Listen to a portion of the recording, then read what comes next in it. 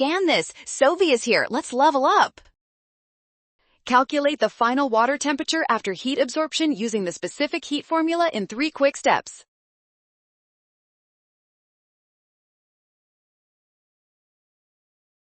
First, we need to convert the 4.60 kilojoules of heat into 4,600 joules. This ensures our units match the specific heat capacity of the water.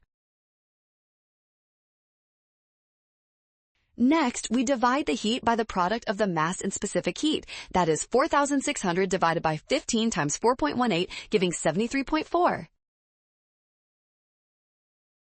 Add the temperature change to 20 degrees. This yields 93.4 degrees Celsius, making option D the correct answer.